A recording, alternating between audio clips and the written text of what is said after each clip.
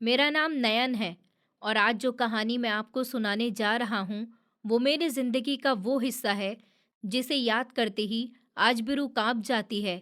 ये कहानी तब शुरू हुई थी जब पापा के जाने के बाद हमें जायदाद में एक गिरती हुई हवेली मिली थी। हमें नहीं पता था कि उसी हवेली की एक दीवार हमारी पूरी किस्मत का सच खोलने वाली है।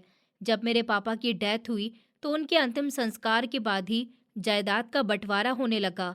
ताया ने जायदाद के बंटवारे में हमें पुरानी हवेली का वो हिस्सा दिया जो गिरने वाला था। सब लोग हम पर हंस रहे थे कि हम कमज़ोर हैं, लड़ नहीं सकते, पर माँ ने सब्र कर लिया। हमने मरम्मत शुरू करवा दी। मरम्मत के बीच दीवार गिरते ही वहाँ से दादा का पुराना संदूक निकला। जैसे ही हमने ताला तोड़ा और संदूक खोला तो अंदर का मंजर देखकर ताया को दिल का दौरा पड़ गया, क्योंकि दिसंबर की वो ठंडी शाम मुझे आज भी अच्छे से याद है। जब हमारे घर के आंगन से पापा की अर्थी उठी थी तो मुझे ऐसा महसूस हुआ जैसे मेरे सर से सिर्फ बाप का साया ही नहीं उठा, बल्कि मेरी पूरी दुनिया मुझसे छिन गई हो। गांव का शमशान घाट शहर के सन्नाटे वाले इलाके में बना हुआ था और वहां पापा का अंतिम संस्कार हुआ। उसकी अग्नि की तेजी में बसी हुई महक मुझे आज भी याद है। उस महक में वो सुकून नहीं था जो आम तौर पर होता है, बल्कि एक अजीब तरह की उदासी और वीरानी थी जो मेरे दिल को मुट्ठी में बंद किए हुए थी। मैं अभी सिर्फ 18 साल का था और मेरा छोटा भाई सचिन 14 साल का। हम दोनों शमशान घाट में पापा की चिता को आग लगाते हुए कांप रहे थे, जैसे ठंड से नहीं बल्कि आने वाले वक्त के डर से कांप रहे हों। और हमारे पीछे खड़े हुए ताया चौधरी रामकिशोर, जिनकी सफ़ेद पगड़ी हवा में लहरा रही थी। उनके चेहरे पर सिर्फ झूठे दुख का मुखौटा था, पर उनकी आंखें चिता को नहीं देख रही थी, बल्कि उनकी नज़रें बार बार हमारी हवेली की ऊंची दीवारों की तरफ थी जो पापा की मिल्कियत थे। पापा की बीमारी कोई बहुत लंबी नहीं थी, बस अचानक से सीने में तकलीफ उठी और 3 दिन के अंदर वो हमें छोड़कर चले गए। लोग कहते हैं कि जब घर का मजबूत सहारा गिरता है तो छत हिल जाया करती है, लेकिन हमारे साथ तो ये हुआ कि सहारा गिरते ही दीवारें भी हमारे ऊपर तंग हो गईं। अंतिम संस्कार के बाद अभी चौथा दिन ही था और मेहमानों के जाने का सिलसिला जारी था कि ताया ने मुझे और माँ को हवेली के बड़े से दल्लान में बुलाया। ये दल्लान कभी हमारी हंसी से गूंजा करता था, लेकिन आज वहाँ पर एक अजीब सा सन्नाटा और टेंशन का माहौल छाया हुआ था। ताया अपनी कुर्सी पर हुक्का पी रहे थे और उनके पास गांव के 2-4 लोग भी बैठे हुए थे जो उनके साथी थे। वो बैठे हुए थे। माँ ने सफ़ेद चादर में खुद को लपेटा हुआ था और उनकी आंखें लगातार रोने की वजह से सूजी हुई थी। ताया ने हुक्का पीते हुए धुआं छोड़ा और एक लंबी सांस लेने के बाद कहा कि भाभी, ऊपर वाले की मर्जी के आगे किसी का जोर नहीं है। मेरा भाई चला गया और मेरी कमर टूट गई, पर अब जो जिंदा है उनकी फिक्र तो करनी है। नयन और सचिन अब मेरे बेटे हैं। उनके शब्द देखने में तो शहद में घुले हुए थे, पर लहजे में कड़वाहट महसूस कर सकता था। उन्होंने अपनी बात जारी रखते हुए कहा कि देखो भाभी, भाई पर कारोबार के कुछ कर्जे थे और फिर जमीनों का इंतजाम संभालना इन अनाथ बच्चों के बस की बात नहीं। मैं चाहता हूँ कि आज ही जायदाद का मामला साफ हो जाए ताकि कल को कोई परेशानी नहीं हो। माँ खामोश रही।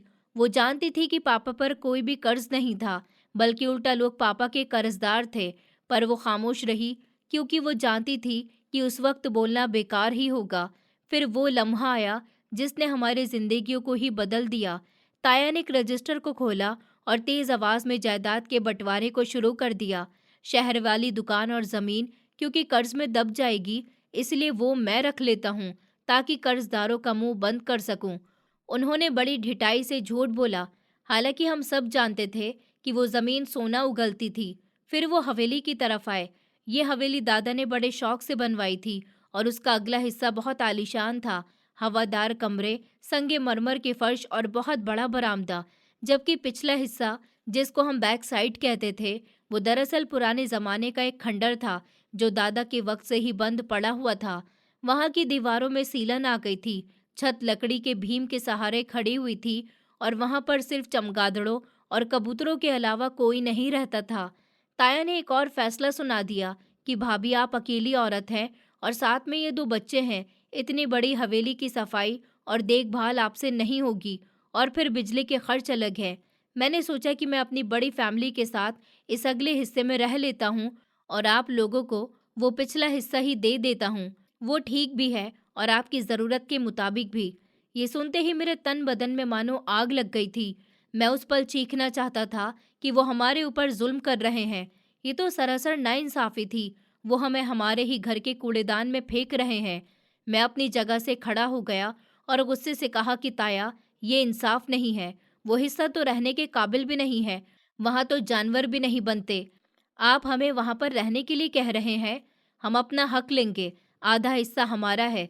मेरी आवाज़ में जो बगावत थी, उसने ताया के चेहरे का रंग बदल दिया। वहाँ पर बैठे पंचायत के लोगों ने भी मुझे घूरना शुरू कर दिया। ताया ने अपनी आंखें सुकेड़ ली और सख्त लहजे में बोले कि कल के लड़के, अब तू मुझे सिखाएगा कि इंसाफ क्या होता है। मैं तेरी भलाई की बात कर रहा हूँ और तू मेरे मुंह पर चढ़ रहा है। अगर मैं अभी हाथ खींच दूं तो तुम लोग सड़क पर आ जाओगे। मेरी माँ ने फौरन से मेरा हाथ पकड़कर मुझे नीचे बैठाया। उनके हाथ बर्फ की तरह ठंडे हो रहे थे। उन्होंने मेरी आंखों में देखा और धीरे से कहा कि नयन, चुप हो जा। मैंने माँ की आंखों में बेबसी देखी तो मेरा दिल कटकर रह गया। माँ ने ताया की तरफ देखा और एक धीमे पर मजबूत लहजे में कहा कि भाई साहब, आप बड़े हैं। जो आपने फैसला किया हमें मंजूर है। बस इतना याद रखिएगा कि इंसाफ करने वाला ऊपर बैठा है और उसकी लाठी बेआवाज है। ताया ने एक ताने से भरी मुस्कुराहट के साथ सर हिलाया और ऐसे वो बंटवारा पूरा हो गया जिस पर पूरा गांव हम पर हंस रहा था। लोग चुगलियां कर रहे थे कि चौधरी रामकिशोर ने अपने अनाथ भतीजों को सड़क पर लाकर खड़ा कर दिया, पर किसी में भी इतनी हिम्मत नहीं थी कि वो उसके खिलाफ आवाज उठाता। पर अगले ही दिन हमें हवेली का अगला हिस्सा खाली करने का हुक्म मिल गया। वो घर जहाँ पर मैं पैदा हुआ, जहाँ मेरे बचपन की यादें उन दीवारों में कैद थीं, उसको छोड़ना ऐसा ही था कि जैसे जिस्म से आत्मा का निकल जाना। हम अपना सामान समेट रहे थे। ताया के बेटे और बेटियां जो कल तक हमारे साथ खेला करते थे, आज हमें सामान उठाते हुए देखकर ऐसे मुस्कुरा रहे थे कि मानो हम उस आंगन के नहीं, किसी और दुनिया के हों। ताया का बड़ा बेटा मनोज मेरे पास आया और ताने भरे लहजे में बोला कि नयन, सुना है उस खंडर में भूत भी रहते हैं। रात को जरा बचकर रहना तुम, कहीं दादा का भूत ना आ जाए वहां तुम्हारे पास।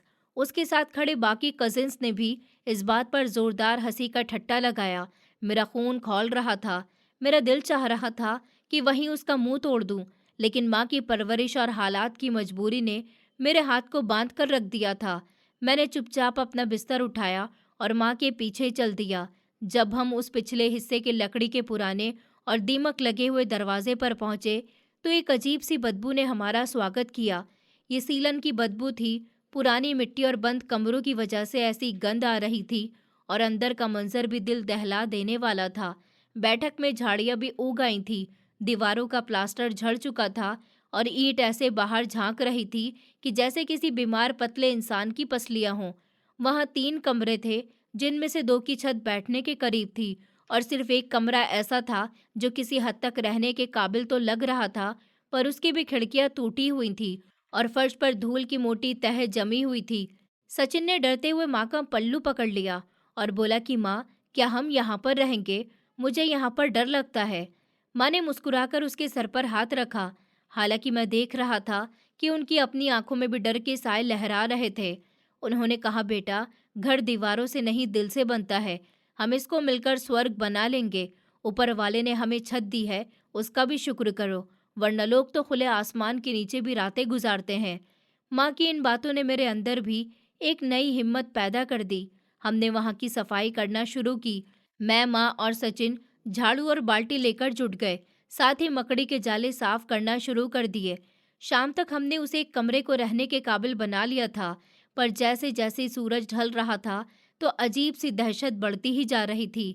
पुरानी हवेली का ये हिस्सा गांव के आखिरी कोने पर था और उसके पीछे एक घना जंगल था। रात होते ही जंगली जानवरों की आवाज और हवाएं चलने पर पुरानी खिड़कियों का खड़कना एक खौफनाक माहौल बना रहा था। ताया के घर की तरफ से जनरेटर की रोशनी आ रही थी और वहां से खाने की खुशबुएं और हंसी की आवाज हमारे कानों तक पहुंच रही थी, जो हमारे जख्मों पर नमक छिड़कने का काम कर रही थी। वो लोग जश्न मना रहे थे और हम यहाँ पर एक लालटेन की हल्की सी रोशनी में दाल रोटी खा रहे थे, जो पड़ोस से आई थी। उस रात मुझे नींद नहीं आई। मैं सारी रात जागता रहा, कभी छत की तरफ देखता जहां से तारों की हल्की सी रोशनी दरारों से अंदर आ रही थी, और कभी माँ और भाई के चेहरे को देखा।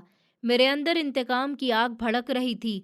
मैं सोच रहा था कि ताया ने हमें कमजोर समझकर दबा लिया, उन्होंने हमें कचरा समझकर यहाँ पर फेंक दिया, पर वो नहीं जानते थे कि हम टूटे जरूर हैं पर अभी बिखरे नहीं हैं। सुबह हुई तो गांव के कुछ लोग अफसोस करने के लिए आए, पर उनके अंदाज में हमदर्दी कम और तमाशा देखने का शौक ज्यादा था।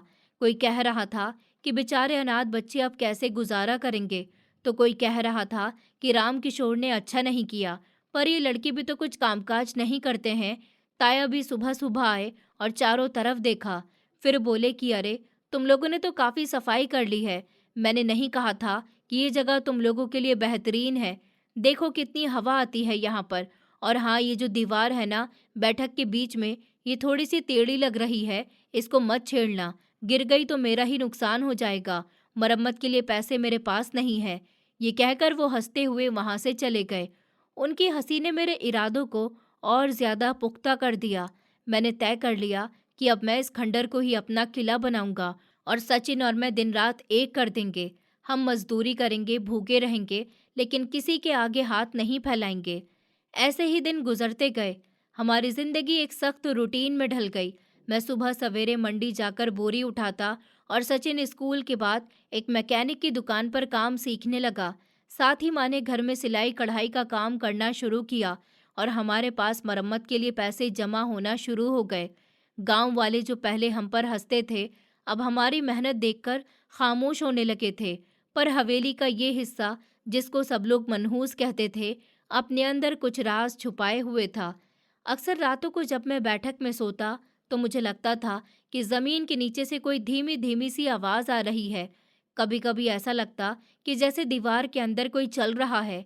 शुरू में तो मैंने उसको वहम समझा, लेकिन एक दिन सचिन ने भी मुझसे कहा कि भाई, उस कोने वाली दीवार के पास मत जाया करो, वहां से ठंडी हवाएं आती हैं, और मुझे लगता है कि कोई वहां पर खड़ा हुआ है।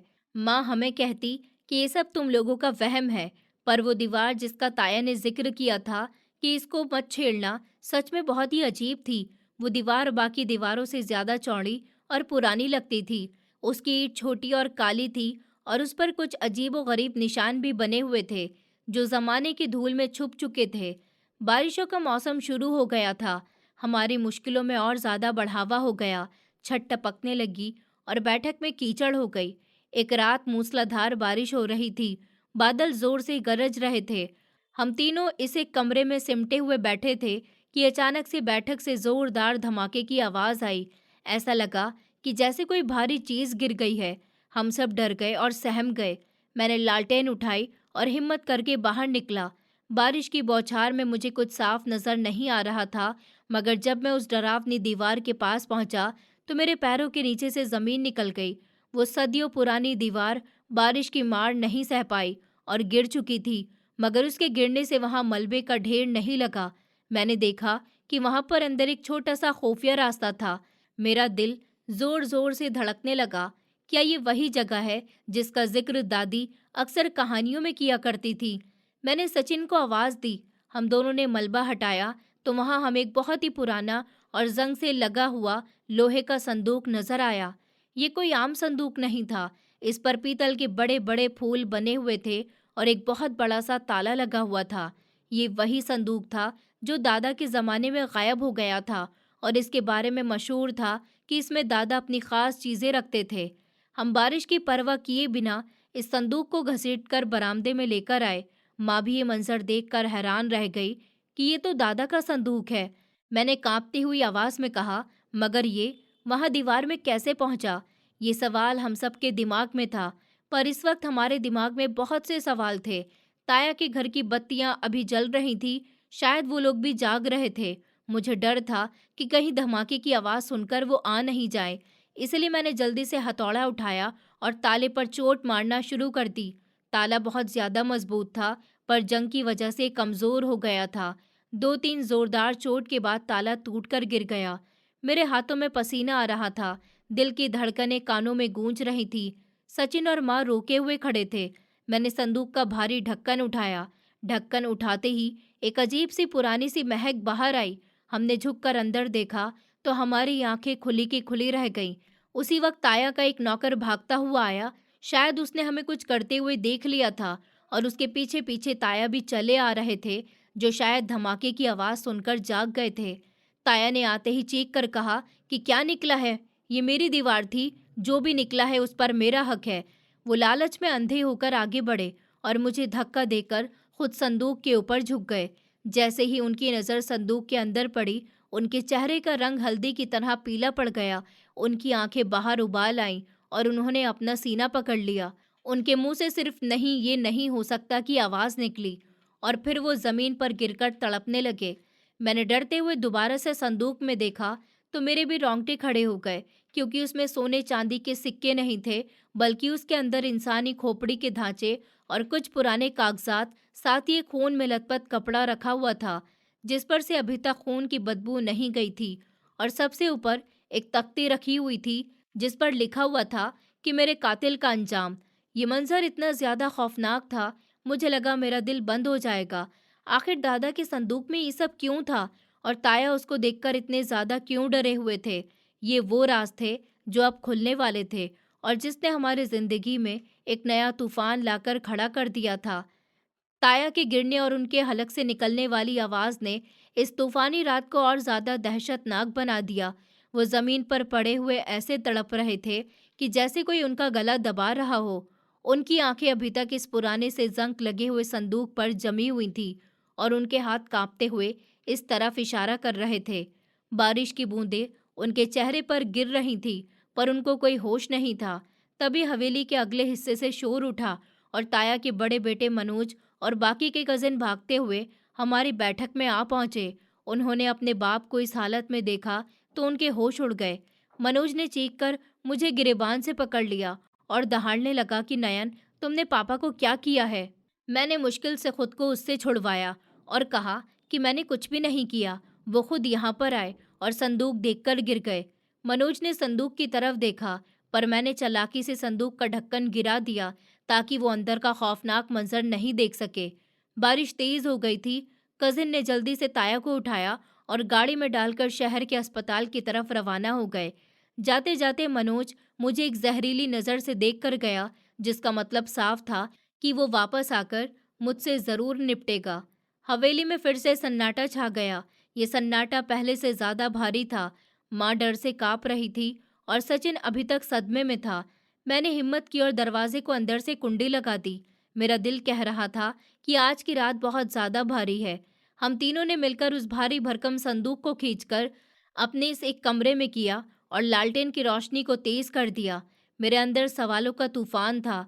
आखिर संदूक में वो क्या चीज़ थी जिसने ताया जैसे पत्थर दिल इंसान को भी डर से अधमरा कर दिया? मैंने दोबारा से संदूक को खोला। सबसे ऊपर वही इंसानी खोपड़ी नुमा ढांचा पड़ा हुआ था, जो शायद नकली था या किसी जानवर का, पर उसके नीचे जो चीज़ थी वो असल में हकीकत थी। वहां पर एक पुरानी सी डायरी, जायदाद के कागजात निकले, साथ ही एक सफ़ेद मलमल का कपड़ा रखा हुआ था, जिस पर जमे हुए खून के काले धब्बे साफ नजर आ रहे थे। वो खून से लगा हुआ कपड़ा देखकर माँ ने अपने मुंह पर हाथ रख लिया और दबी हुई चीख निकल गई। मैंने कांपते हुए हाथों से वो डायरी उठाई और उसके ऊपर का कवर चमड़े का था। पहले पेपर पर दादाजी की खूबसूरत लिखाई में लिखा हुआ था कि मेरे पोते, अगर ये तुम पढ़ रहे हो तो इसका मतलब ये है कि कुदरत ने मेरा इंतकाम ले लिया और सच्चाई सामने आ गई। मैंने माँ की तरफ देखा और फिर डायरी पढ़नी शुरू कर दी। जैसे जैसे मैं पढ़ता गया, मेरे सामने उस वक्त खौफनाक फिल्म चलने लगी। दादाजी ने लिखा था कि मैंने ये हवेली अपनी मेहनत की कमाई से बनाई थी। मैं चाहता था कि मेरा ख़ानदान यहाँ हंसी खुशी रहे। मेरा छोटा बेटा, तुम्हारा बाप, बहुत शरीफ और हर बात मानने वाला था, पर मेरा बड़ा बेटा किशोर गलत संगत में पड़ गया था। उसको जुए और शराब की लत लग गई थी। मैं उसको समझाता, पर वो हर बार मुझसे लड़ता रहता था। एक रात मैं अपने कमरे में किताब पढ़ रहा था कि किशोर नशे में धुत अंदर आया और मुझसे ज़मीन मांगने की बात करने लगा ताकि वो अपना जुए का कर्ज उतार सके। मैंने मना कर दिया तो वो बदहवास हो गया। उसने मेरी तिजोरी की चाबी छीनने की कोशिश करी। उसने मुझे धक्का दिया और मैं गिर गया था। पर जुल्म की यह हद नहीं थी। असली जुल्म उसके बाद हुआ, जब मैं बिस्तर पर पड़ गया। वो धीरे धीरे मुझे मार रहा था ताकि सबको वो कुदरत का फैसला लगे। एक रात जब मैं खांस रहा था और मेरे मुंह से खून निकला, तो किशोर ने सफ़ेद रुमाल से मेरा खून साफ किया, जो अब इस संदूक में है। उसने समझा कि मैं बेहोश हूँ। वो अपने किसी दोस्त से फ़ोन पर बात कर रहा था और कह रहा था कि बस कुछ दिन की बात है, बुढ़ा मर जाएगा तो सब कुछ मेरा होगा। छोटे को तो मैं कुछ भी नहीं दूंगा। मैंने वो बात सुन ली थी। उस वक्त मुझ में उठने की ताकत नहीं हो रही थी, पर मैंने मौका पाकर वो खून से लगा हुआ रुमाल अपने तकिए के नीचे छुपा लिया। ये उसके जुर्म का सबूत था। मैं जानता था कि मैं नहीं बचूंगा, इसलिए मैंने अपनी आखिरी सांसों में जब किशोर का असली रूप देख लिया, तो अपने वकील दोस्त को बुलाया और खुफिया तौर पर वसीयत बदल दी। मैंने किशोर को जायदाद से बेदखल कर दिया और सारी जायदाद, हवेली और ज़मीनें अपने छोटे बेटे के नाम कर दी। और ये वसीयत वो खूनी रुमाल और अपनी डायरी संदूक में बंद करके अपने वफादार नौकर, जो अब इस दुनिया में नहीं रहा, उसकी मदद से हवेली के इस पुराने से तहखाने में छुपा दी, जिसको सब खंडर समझते हैं। डायरी पढ़ते हुए मेरे आंसू गिर रहे थे।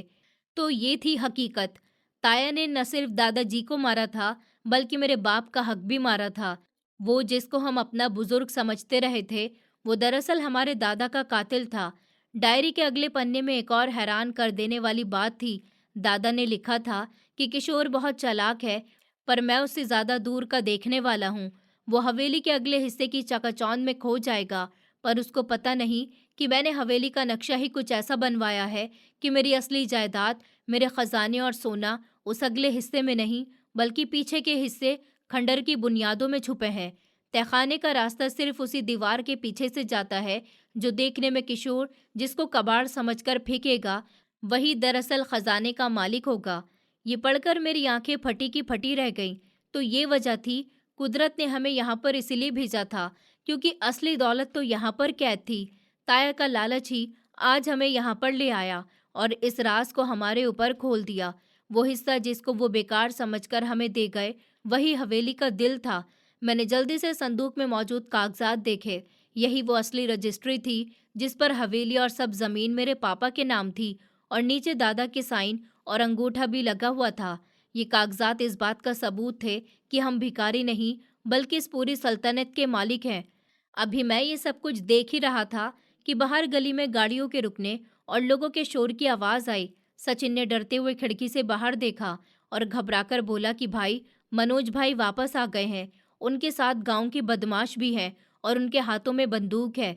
मेरा दिल जोर जोर से धड़कने लगा।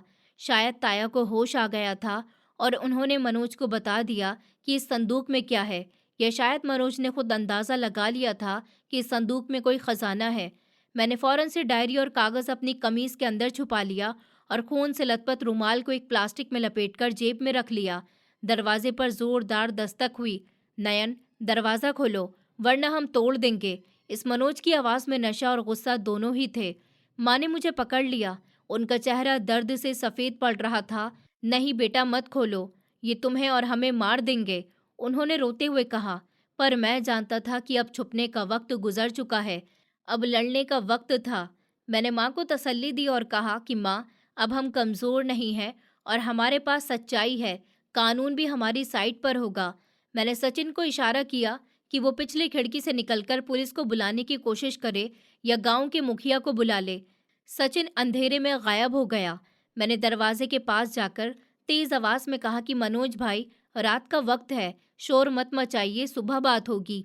फिर सुनाई दिया कि सुबह का इंतजार कौन करेगा, हमें वो संदूक चाहिए जो तुमने छुपाया है। मेरे पापा हॉस्पिटल में जिंदगी और मौत की जंग लड़ रहे हैं और तुम यहाँ पर उनका माल दबाकर बैठे हुए हो। मनोज ने चिल्लाकर कहा, वो माल तुम्हारे बाप का नहीं, मेरे दादा का है और अब कानूनी तौर पर हमारा है। मैंने भी चिल्लाकर जवाब दिया। ये सुनते ही बाहर खामोशी छा गई। शायद उनको अंदाजा नहीं था कि मैं इतनी दिल दिलेरी से जवाब दूंगा। फिर अचानक से दरवाजे पर कुल्हाड़ी के वार शुरू हो गए। लकड़ी का पुराना सा दरवाज़ा इन चोट की मार को ज़्यादा देर तक नहीं रोक सकता था। हर चोट की मार के साथ मेरे दिल की धड़कनें तेज़ होती जा रही थीं। मैंने कमरे में इधर उधर देखा कि कोई हथियार मिल जाए। मुझे कोने में पड़ा हुआ एक लोहे का रॉड नज़र आया, जो हम मरम्मत के लिए लेकर आए थे। मैंने वो रॉड उठा लिया। दरवाज़ा टूटने ही वाला था कि मेरी नज़र डायरी के आखिरी पन्ने पर पड़ी, जो खुली हुई ज़मीन पर गिरी थी। वहां एक अजीब सा नक्शा बना हुआ था और नीचे एक पहेली लिखी हुई थी। असली दौलत दीवार में नहीं, हवेली के दिल में कैद है और उस तक पहुंचने का रास्ता सिर्फ वो जानता है जिसने सब्र किया है। रास्ता आग के नीचे है। मैं चौंक गया। आग के नीचे? उसका क्या मतलब हो सकता है? मेरी नज़र पुरानी अंगीठी पर बैठ गई जो सालों से बंद पड़ी हुई थी। क्या रास्ता वहां से था? पर सोचने का वक्त नहीं था। दरवाजे का एक तख्ता टूटकर गिर गया था और मनोज का खूनी चेहरा नजर आ रहा था। वो अंदर हाथ डालकर कुंडी खोलने की कोशिश कर रहा था कि आज तुम नहीं बचोगे नयन, वो गरजने लगा। मैंने मजबूती से रॉड पकड़ ली और दरवाजे के पास खड़ा हो गया। मुझे पता था कि अगले कुछ सेकंड में वो अंदर होंगे और वो सिर्फ संदूक लेने नहीं आए, वो सबूत मिटाने आए हैं। अगर उन्होंने वो देख लिया तो वो हमें जिंदा नहीं छोड़ेंगे। मैंने फैसला किया कि वो जब तक अंदर आए, मैं हर कीमत पर सचिन के वापस आने तक उनको रोकना है, चाहे जान ही क्यों न चली जाए। मैंने ऊपर वाले का नाम लिया और दरवाजे के टूटते हुए हिस्से से अंदर आते हुए हाथ पर पूरी ताकत से रॉड दे मारी। मनोज की एक तेज चीख गूंज गई और उसने हाथ पीछे खींच लिया। मारो, तोड़ दो दरवाजा और खत्म कर दो उनको। बाहर से आवाज आई। अब वो लोग पूरी ताकत से दरवाजा तोड़ रहे थे। मैं अकेला था और वो कई लोग। पर मेरे सीने में दादा की डायरी थी जो मुझे एक अजीब सी ताकत दे रही थी। मुझे महसूस हो रहा था कि दादा की आत्मा भी वहीं पर मौजूद है और देख रही है कि उनका पोता हक के लिए कैसे लड़ रहा है। दरवाजा धड़ाम जैसी आवाज से जमीन पर गिर गया और 3 आदमी बंदूक लिए और कुल्हाड़ी लिए हुए अंदर दाखिल हुए। बिजली कड़क गई और कमरे में रोशनी हुई। उनके चेहरे पर दरिंदगी थी। मैं दीवार से टेक लगाकर खड़ा हो गया। कागज दे दो तो शायद जान बच जाए, मनोज ने अपने जख्मी हाथों को दबाते हुए कहा। मैंने रॉड लहराते हुए कहा कि कागजात तो क्या, मैं तुम्हें इस घर की मिट्टी भी नहीं लेने दूंगा। ये मेरा घर है। मनोज ने अपने साथी को इशारा किया। उसने बंदूक सीधी करी और मेरी माँ आगे आकर खड़ी हो गई।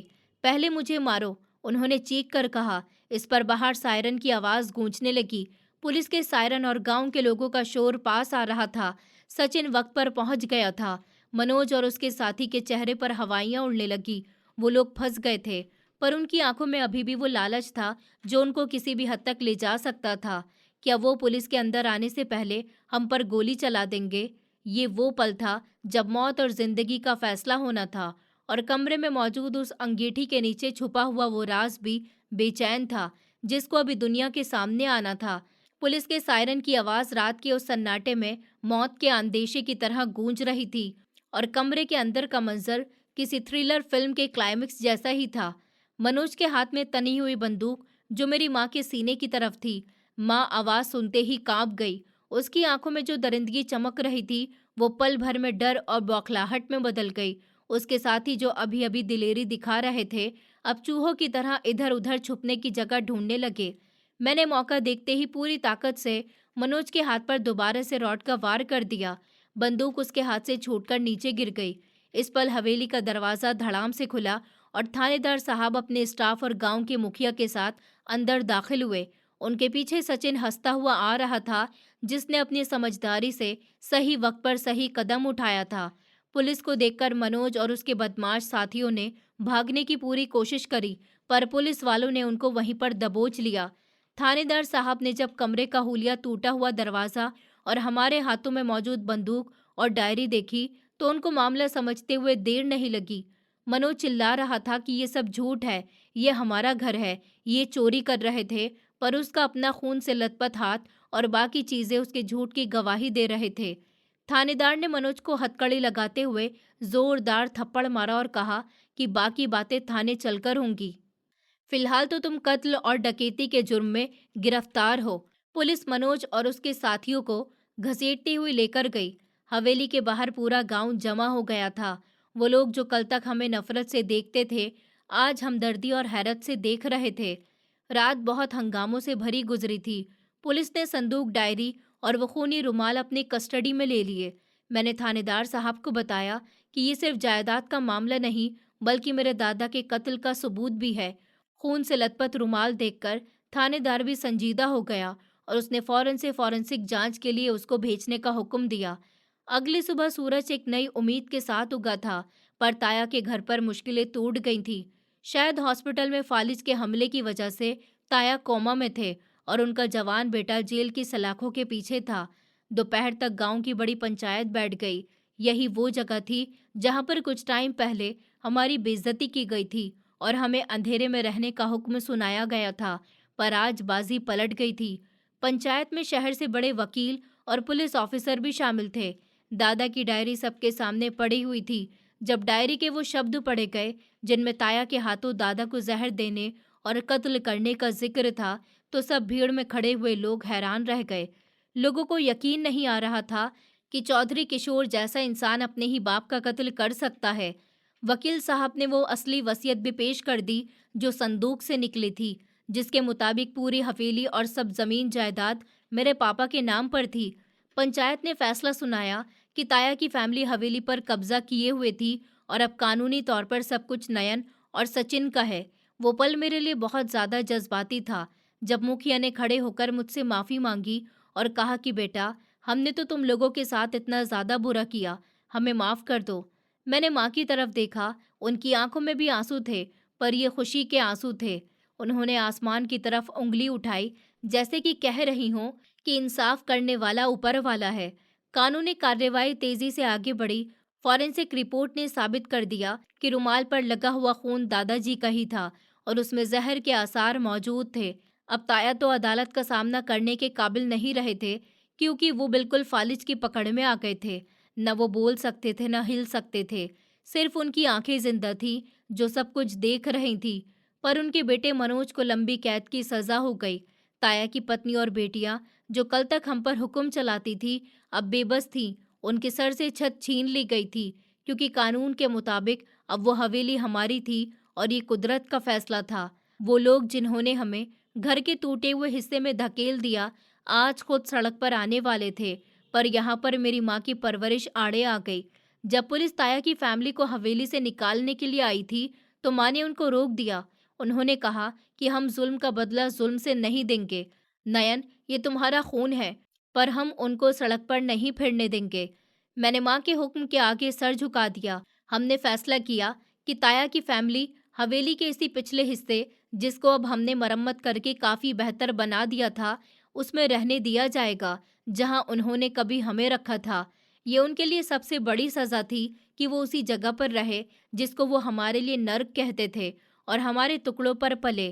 ताया को अस्पताल से डिस्चार्ज करवाकर इस पिछले कमरे में लाया गया। जब उनकी व्हील चेयर उस टूटे हुए फर्श पर चली, तो मैंने उनकी आंखों में देखा, उनमें अब डर, पछतावा और शर्मिंदगी थी। वो कुछ कहना चाहते थे, पर उनकी जुबान साथ नहीं दे रही थी। बस आंसू थे जो उनकी बूढ़ी झुर्रियों में समा रहे थे। मैंने उनके हाथ पर हाथ रखा और कहा कि ताया, घबराइए नहीं, हम आपकी तरह जालिम नहीं हैं। आप आराम से रहिए, ऊपर वाला आपको माफ करे। ये बात उनके लिए मौत से भी ज्यादा खतरनाक थी। खैर, जायदाद के मसले हल हो गए थे। हवेली का पूरा कंट्रोल हमारे पास आ गया, पर एक राज अभी भी बाकी था। वो पहेली जो दादा ने डायरी के आखिरी पन्ने पर लिखी हुई थी। असली दौलत दीवार में नहीं, हवेली के दिल में कैद है। जिंदगी अपने रूटीन पर आ रही थी, पर ये बात मेरे दिमाग में हथौड़े की तरह बरसती रहती थी। एक दिन जब सब लोग अपने कामों में बिजी थे, मैंने सचिन को साथ में लिया और हवेली के उस पुराने से कमरे में गया जहां पर वो पुरानी अंगीठी बनी हुई थी। ये कमरा वही था जहां पर हमने मुश्किल दिन गुजारे थे। मैंने अंगीठी के अंदर की राख और मिट्टी साफ करी। नीचे फर्श पर बड़े बड़े ईंट लगे हुए थे। मैंने कुंडाल उठाई और आग के नीचे, यानी कि अंगीठी के नीचे वाले फर्श को खोदना शुरू कर दिया। सचिन हैरानी से मुझे देख रहा था। भाई, आप क्या कर रहे हो? यहाँ क्या मिलेगा? उसने पूछा। मैंने कहा कि दादा झूठ नहीं बोल सकते सचिन, तुम बस देखते जाओ। उसके बाद तकरीबन 2 फुट गहरा खोदने के बाद कुंडाल किसी ठोस सी चीज से टकराई।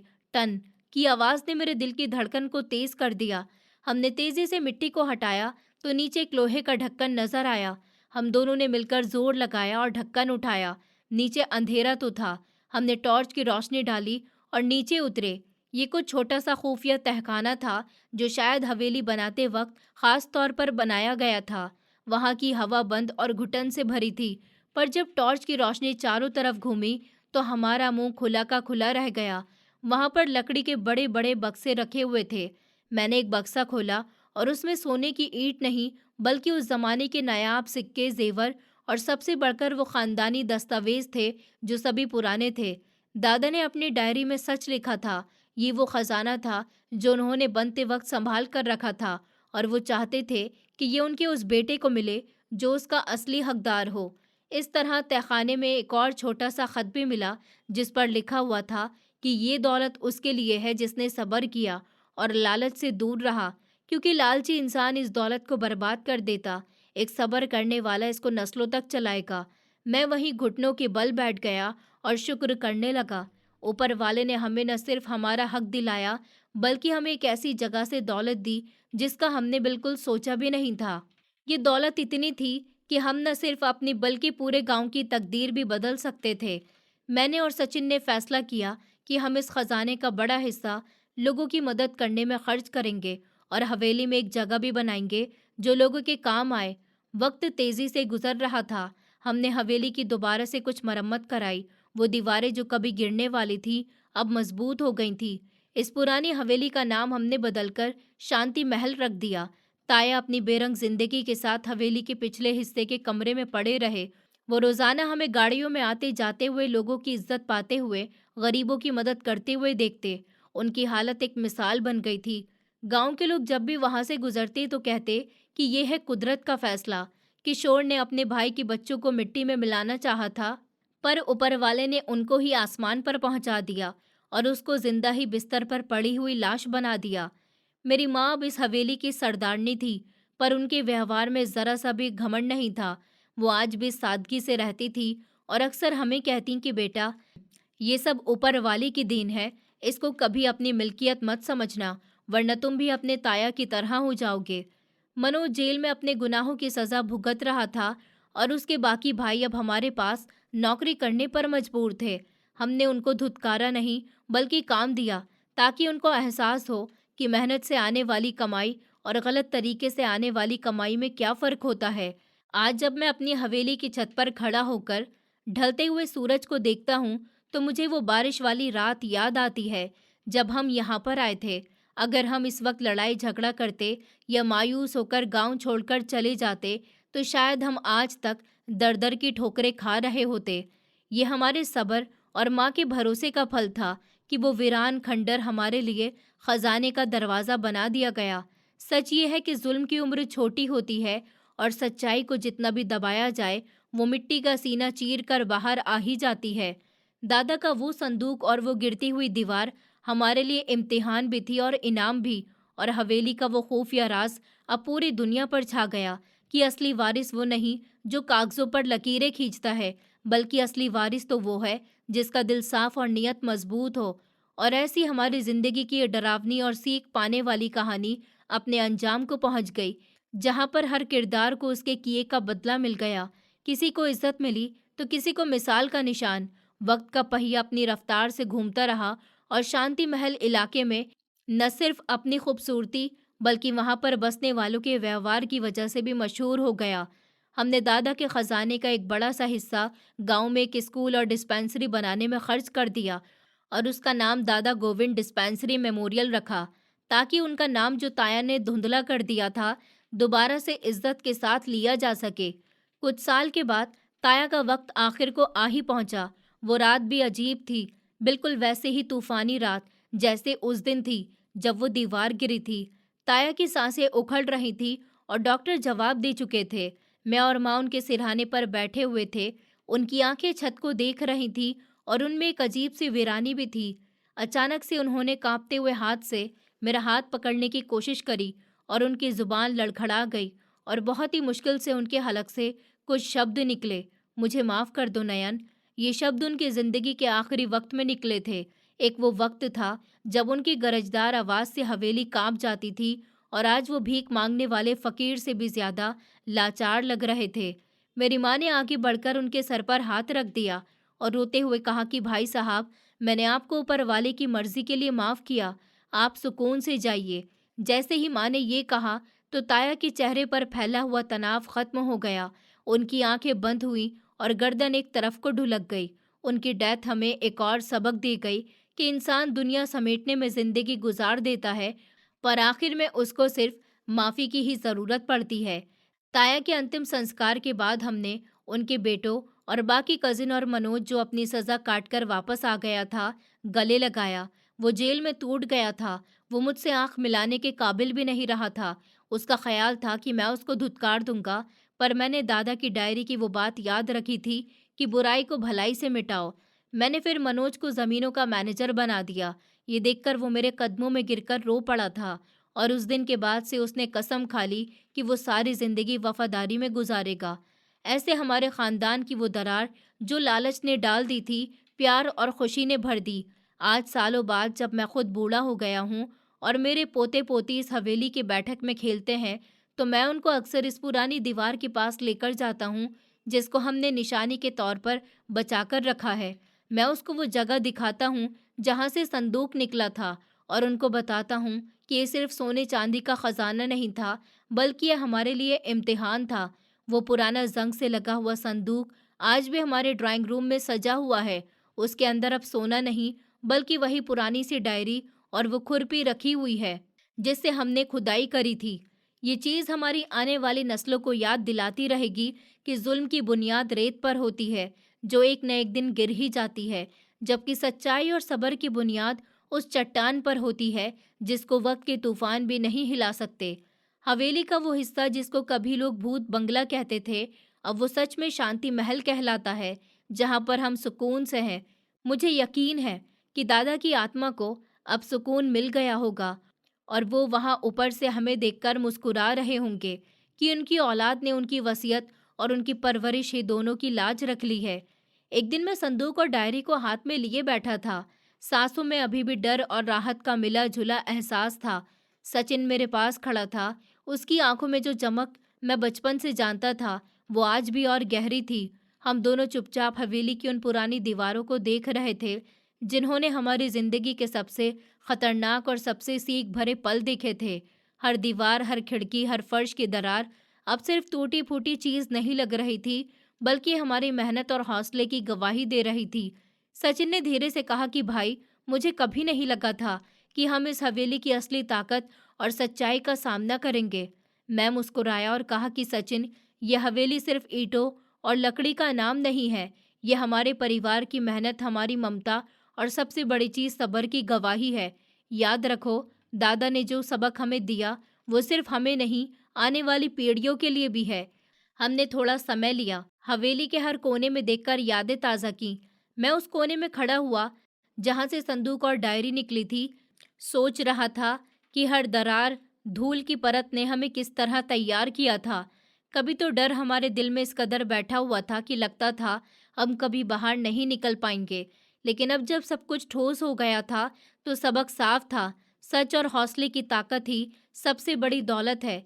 सचिन ने कोने में रखे पुराने दस्तावेज उठाया और कहा कि भाई, क्या तुम सोच रहे हो कि हम इन दस्तावेजों और खजानों को सिर्फ अपने लिए रखेंगे? मैंने ठंडी सांस ली और कहा कि नहीं सचिन, ये दौलत सिर्फ हमारी नहीं है। दादा ने इसे सुरक्षित रखा ताकि ये पूरे गांव और ज़रूरतमंदों की मदद में भी काम आए। अब हम सिर्फ इसे संभालने वाले हैं। इसका मतलब ये नहीं कि इसे छुपाकर बैठ जाएं।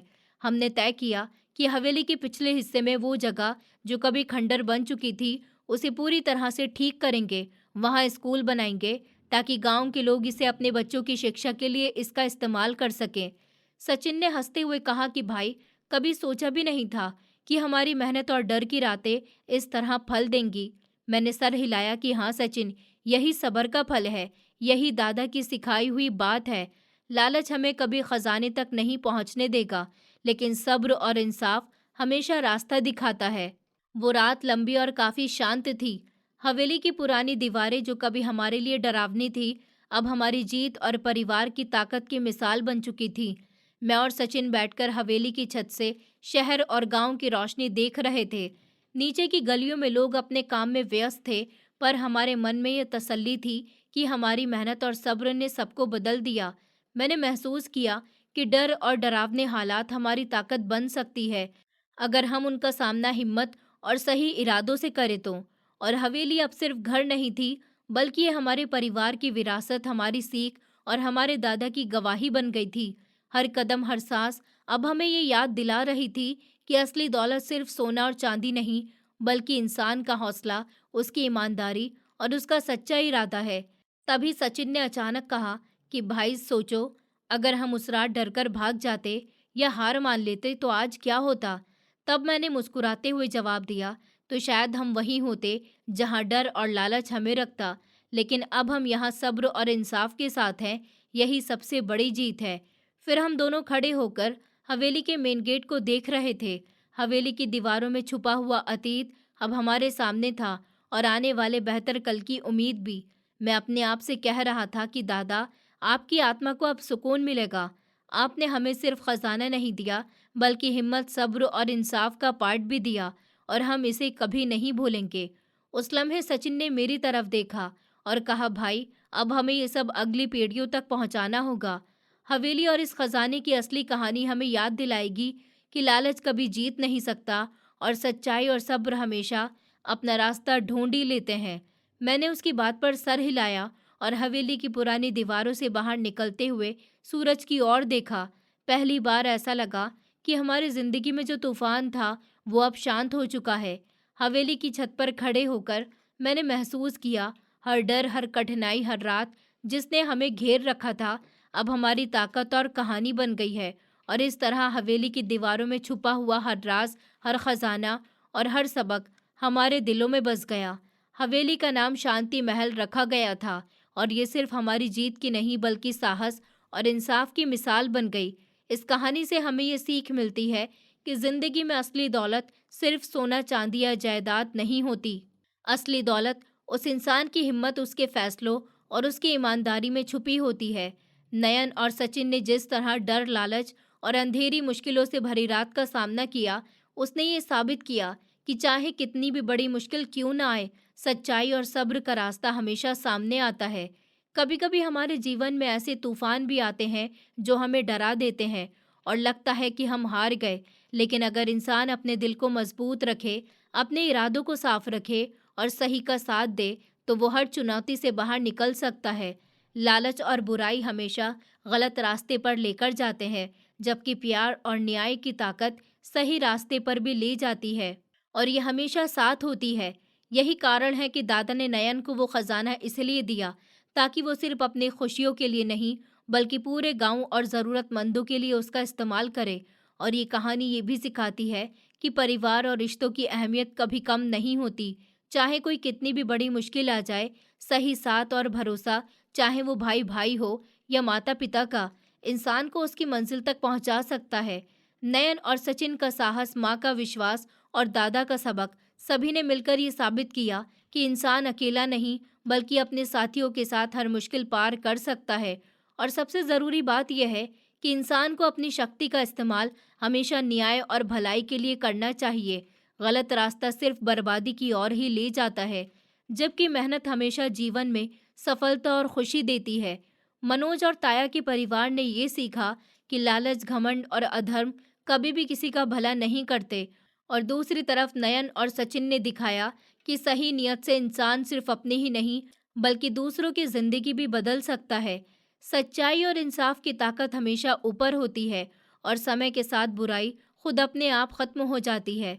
जो इंसान सही इरादे के साथ अपने जीवन को जीता है, वही असली वारिस होता है, न सिर्फ संपत्ति का, बल्कि जीवन का, समाज का और आने वाली पीढ़ियों का भी। इसलिए हमारे जीवन का सबसे बड़ा सबक यही है, लालच कभी हमेशा तक नहीं चलता, और सच्चाई की ताकत हर तूफान को पार कर सकती है। इसलिए इंसान की असली दौलत उसका दिल, उसके सब्र और उसकी भलाई में तलाशनी चाहिए। दोस्तों, उम्मीद करती हूँ आपको हमारी कहानी पसंद आई होगी। कहानी पसंद आई है तो वीडियो को लाइक करें, चैनल पर नए हैं तो चैनल को सब्सक्राइब करें, और हाँ, नोटिफिकेशन बेल को ज़रूर दबाएं ताकि अगली अपडेट सबसे पहले आपको मिले।